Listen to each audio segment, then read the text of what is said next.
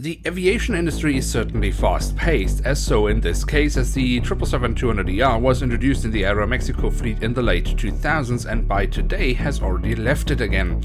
So for this episode we'll take a trip down memory lane.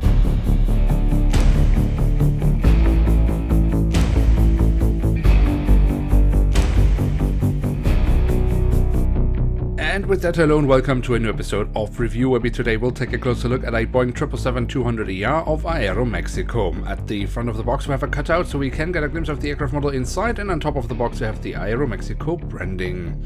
The backside of the box then offers us a lovely image of the aircraft in real life. We are provided with the original dimensions of the aircraft and again the AeroMexico branding. Now this is a nice looking box design.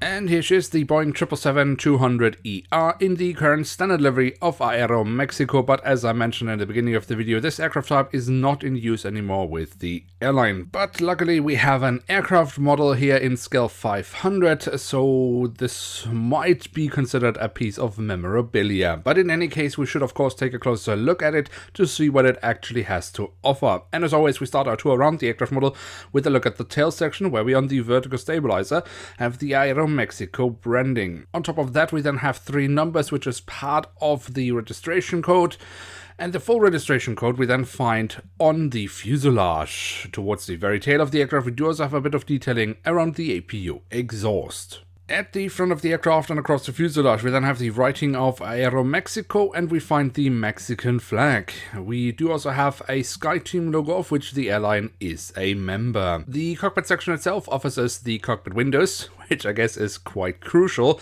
and of course the window wipers, but that's it for detailing here.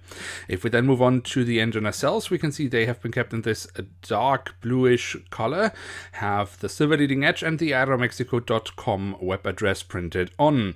But that's it also here for printed details. The physical detailing is actually quite alright. I think that looks very nice, although we do have the usual issue with Herpa Wings and their 777s, where the engines are just not shaped entirely correctly.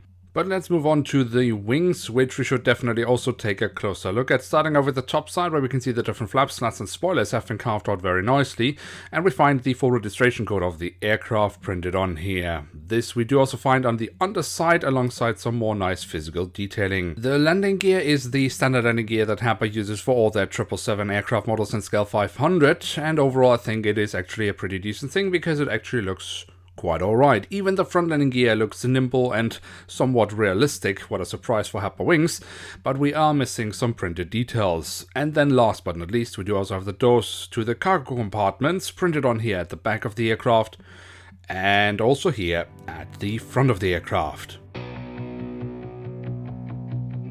So there we have it, the Boeing 777-200ER in the current standard livery of AeroMexico from Herpa Wings in scale 1 to 500. And what can we say about this aircraft model? Now, funnily enough, I was unable to identify the exact production year of this aircraft model, but given the box design, I would estimate it to be somewhere around 2014-ish. And the model very much reflects the standard that was normal for Herpa around that time. That means we don't have that many printed details, but despite the lack of detailing, the aircraft model is really well made. And the few prints Herpa has added, they have done so excellently. Also, the physical detailing is overall very, very good, especially the landing gear I think looks really awesome. Of course, this aircraft does also, like all other 777 models from Herpa Wings, have the issue of the slightly too short engine nacelles, but still the engines look nice. Of course, the fact that this aircraft type does not fly anymore in the AeroMexico fleet might turn off some people. On the other hand, for those who keep a fond memory of this aircraft with AeroMexico, I would say it's definitely not the worst piece of memorabilia to have in one's collection. Now with that, we have reached the end of today's episode. If you have enjoyed this video, then don't forget to leave a like, that would be very much appreciated. And of course, if you are new around here, why not hit subscribe? That would be absolutely awesome. With that, I'd like to say thank you very much for watching. Hope to see you soon again. I'm checking out, and bye.